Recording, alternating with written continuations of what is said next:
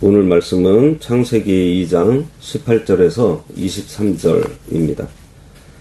창세기 2장 18절에서 23절. 여호와 하나님이 이르시되 사람이 혼자 사는 것이 좋지 아니하니 내가 그를 위하여 돕는 배필을 지으리라 하시니라. 여호와 하나님이 흙으로 각종 들 짐승과 공중의 각종 새를 지으시고 아담이 무엇이라고 부르나 보시려고 그것들을 그에게로 이끌어 가시니 아담이 각 생물을 부르는 것이 곧 그 이름이 되었더라. 아담이 모든 가축과 공중의 새와 들의 모든 짐승에게 이름을 주니라. 아담이 돕는 배필이 없으므로 여호와 하나님이 아담을 깊이 잠들게 하시니 잠들매 그가 그 갈빗대 하나를 취하고 살로 대신 채우시고 여호와 하나님이 아담에게서 취하신 그 갈빗대로 여자를 만드시고 그를 아담에게로 이끌어 오시니 아담이 이르되 이는 내 뼈 중에 뼈요 살 중에 살이라. 이것을 남자에게서 취하였은즉 여자라 부르리라 하니라. 오늘 말씀의 제목은 가정을 이루신 하나님입니다. 하나님께서 천지를 만드실 때마다 보시기에 좋았더라 하셨습니다. 하나님의 법과 질서대로 지어졌기 때문이에요. 그런데 인간 역사상 처음으로 하나님 입에서 좋지 못하다 하는 말씀이 떨어졌어요. 무엇이 좋지 못하다 그랬어요? 사람이 혼자 사는 것이 좋지 못하다 하셨습니다. 하나님은 인간을 혼자 살면서 자기 멋대로 살거나 혼자서만 고고하게 신앙생활 하도록 만들지 않으셨어요. 하나님과의 관계, 그리고 사람과의 관계 속에서 살아야 하는 관계적인 존재로 만드셨습니다. 그래서 하나님이 친히 만드신 위대한 제도가 바로 가정이에요. 이 세상에 국가가 있기 전에 가정이 먼저 있었고 교회가 조직되기 전에도 가정이 있었습니다. 가정은 모든 공동체의 뿌리이고 신앙의 출발점입니다. 오늘날 나라가 망하고 사회가 썩어 들어가는 것은 외부적인 요인 때문이 아니에요. 가정이 파괴되고 영적으로 방탕에 빠져서 하나님의 심판을 자초한 것입니다. 소돔과 고모라가 그러했고요. 로마가 그러했습니다. 가정이 무너지는 것은 무서운 멸망의 징조인 줄 알고 우리는 두려워해야 합니다. 하나님은 아담이 혼자 있는 것을 보시고 돕는 배필을 지으리라 하셨습니다. 이 말씀은 창조주께서 인간의 연약함을 아시고 허락하신 가장 적합한 도움이라는 뜻이에요. 남자가 겉보기에는 강해 보여도요, 실상은 하나님의 도우심과 아내의 조력이 없으면 단 한순간도 온전히 설 수 없는 미련하고 연약한 존재입니다. 그러므로 아내된 성도들은 하나님께서 정해주신 거룩한 청지기의 위치를 지켜야 합니다. 남편을 기도로 돕고 사랑으로 받들어야지 여자가 하나님의 창조 질서를 깨고 자꾸만 머리가 되려 하고 주장을 하려 들면 영적 질서가 거꾸로 뒤집혀서 가정의 평안이 깨지고 모든 문이 막히게 돼요. 19절과 20절. 여호와 하나님이 흙으로 각종 들 짐승과 공중의 각종 새를 지으시고 아담이 무엇이라고 부르나 보시려고 그것들을 그에게로 이끌어 가시니 아담이 각 생물을 부르는 것이 곧 그 이름이 되었더라. 아담이 모든 가축과 공중의 새와 들의 모든 짐승에게 이름을 주니라. 아담이 돕는 배필이 없으므로 하나님께서 짐승들을 아담 앞으로 이끌고 가셔서 어떻게 이름을 짓나 이렇게 살펴보셨습니다. 아담은 죄를 짓기 전이라 영적 지혜가 충만해서 짐승들의 성격, 성향을 정확하게 파악하고 이름을 척척 지어 주었습니다. 그 이름들이 지금까지 내려오고 있는 거예요. 하나님이 능력이 없어서 아담에게 이 일을 맡기신 것이 아닙니다. 아담에게 하나님께서 보람된 일거리를 주어서 동역하신 거예요. 그런데 아담이 온 동산을 뒤지며 짐승들의 이름을 다 지어주어도 정작 자신의 생각과 뜻이 통하고 마음을 나눌 만한 존재가 단 하나도 없었습니다. 아담은 이 일의 과정을 통해서 비로소 자기에게 배필이 없다는 사실을 뼈저리게 느끼고 스스로의 빈자리와 결핍을 깨닫게 되었어요. 우리는 여기서 하나님이 이름을 짓게 하신 목적을 봐야 합니다. 하나님은 아담이 이름을 짓는 모습을 보시면서 아담의 내면에 생겨나는 갈급함과 영적 상태를 세심하게 살피고 계셨던 거예요. 마치 훗날에 예수님께서 제자들의 중심과 신앙을 꿰뚫어 보시고 그에 걸맞는 새 이름을 주셨던 것 같이 말입니다. 하나님은 이처럼 인간에게 먼저 영적인 부족함을 뼈저리게 느끼게 하신 다음에 최고의 것으로 채워주세요. 빈자리를 절실히 알게 하신 후에 은혜를 주셔야 그 선물이 얼마나 귀하고 값진 것인지를 정신을 차리고 감사함으로 깨닫기 때문입니다. 남편들이 삶의 현장에서 땀 흘려 일하며 자신의 한계와 무능을 처절하게 마주할 때에 비로소 아내의 조력이 절실해지고 아내라는 존재가 얼마나 소중한지 깨닫게 되는 법입니다. 21절과 22절 여호와 하나님이 아담을 깊이 잠들게 하시니 잠들매 그가 그 갈빗대 하나를 취하고 살로 대신 채우시고 여호와 하나님이 아담에게 취하신 그 갈빗대로 여자를 만드시고 그를 아담에게로 이끌어 오시니 하나님께서 아담을 깊이 잠들게 하셨습니다. 아담이 아무런 힘도 쓰지 못하고 혼절해 있을 때 하나님께서 그의 갈빗대를 취해서 여자를 만드셨습니다.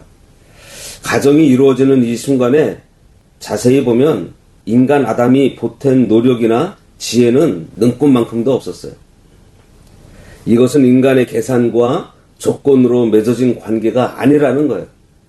전적인 하나님의 주권과 섭리로 만드신 관계라는 증거입니다. 결혼은 사람이 자기 정욕이나 조건을 따라서 선택하는 것이 아닙니다. 하나님이 정해주신 짝을 믿음으로 찾는 거예요. 성경은 집과 재물은 조상에게 상속받지만 슬기로운 아내는 오직 여호와께로서 말미암는다고 분명히 선포하고 있습니다. 그러므로 성도들은 자녀들의 결혼과 가정의 문제를 두고서 세상 수단과 방법을 의지해 인간적 개선을 하지 말아야 합니다. 오직 하나님의 신실하신 섭리를 바라보면서 눈물로 기도의 제단을 쌓는 것이 마땅해요. 왜 많고 많은 뼈 중에서 하필 갈빗대로 여자를 만드셨을까요? 만약 남자의 머리로 여자를 만들었다면 여자가 남자 꼭대기에 올라앉아 지배하려 들었을 것이고요. 발가락 뼈로 만들었다면 평생 남자에게 짓밟히면서 천덕꾸러기 취급을 당했을 것입니다. 이게 어거스틴이 한 얘기예요. 하나님은 심장이 있는 곳, 심장에서 가장 가까운 옆구리의 갈빗대를 취하셨습니다. 이것은 부부를 동등한 인격으로 세우셨다는 뜻이고 남자의 품 안에 두고 자기 몸처럼 가장 귀하게 여기고 목숨 바쳐 사랑하라는 창조의 법이에요. 여자는 남남이 아니라 본질이 같은 연합체입니다. 그러므로 남편은 아내를 무시하거나 함부로 대해서는 안 되고 아내 역시 남편에게 순종하며 경외해야 합니다. 부부는 집안에서 누가 이기나 싸우는 경쟁 관계가 아니라 그리스도 안에서 하나를 이루어가는 연합 관계입니다.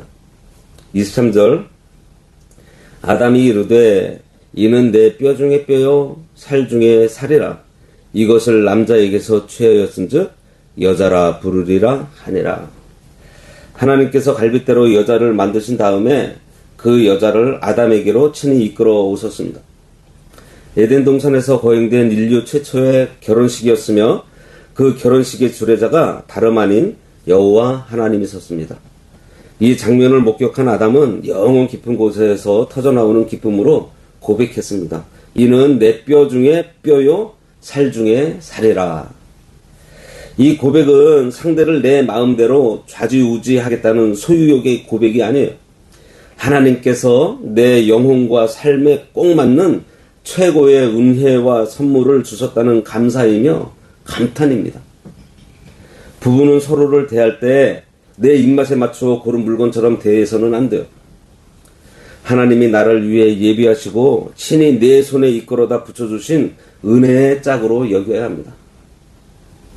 그래야 상대를 함부로 대하지 않고 부부 사이에 어떤 시험과 혼란이 와도 쉽게 지치거나 낙심하지 않아요.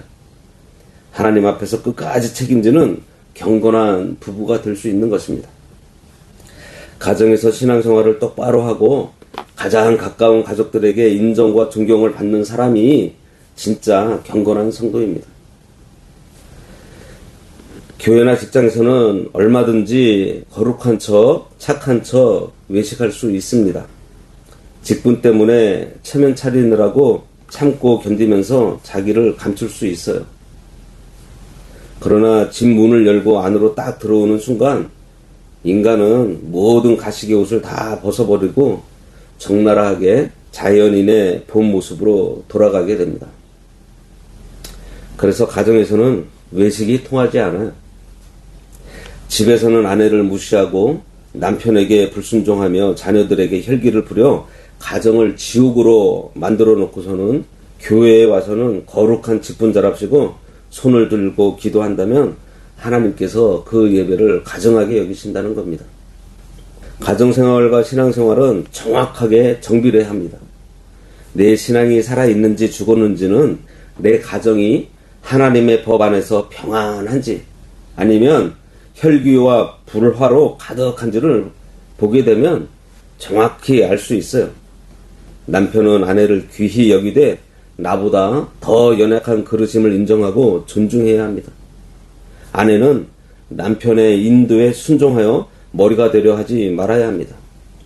아내가 남편을 왕처럼 떠받들면 자기는 왕후가 되는 것이고 남편을 일꾼처럼 부려먹으면 결국 그 가정이 부서지는 법이에요. 이 시간 우리 가정을 어지럽히는 모든 세상 정욕과 가식과 불순종을 단호히 쳐서 복종시켜 버리시기 바랍니다. 남편은 아내 사랑하기를 그리스도께서 교회를 위해 목숨을 버리신 같이 사랑하고 아내는 남편 순종하기를 죽게 하듯 하시기 바랍니다. 그래서 아담의 고백처럼 우리 가정이 날마다 서로를 향한 진정한 감사와 감탄이 넘치고 기도가 살아나는 작은 교회가 되어야 하겠습니다. 기도하겠습니다. 하나님 아버지, 죄악으로 어두워진 이 세상 속에서 우리들에게 믿음의 가정을 허락하여 주시고 작은 교회로 삼아주신 이 은혜 감사합니다. 우리 가정의 모든 구성원이 하나님 앞에서 정직하며 서로가 온유하고 정결한 행위로 서게 하여 주시옵소서. 하나님께서 짝지어 주신 배우자를 내 몸과 같이 귀히 여기게 하시고 내 생각과 고집을 꺾고 말씀의 질서 아래 순종하는 복된 남편과 아내가 되게 하시옵소서. 우리 가정이 세상 조건이나 물질에 흔들리지 않게 하시고 오직 예수 그리스도의 마음을 품어 영과 진리로 하나 되게 하여 주시옵소서. 가정이 무너져가는 이 음란하고 패역한 세대 속에서 우리 가정을 보혈로 굳게 지켜주셔서 날마다 제단 쌓는 소리가 끊어지지 않게 하시고 하늘의 신령한 평안과 안식이 강수처럼 창일하게 흘러넘치는 에덴의 처소가 되게 하여 주시옵소서. 예수님의 이름으로 기도드리옵나이다. 아멘.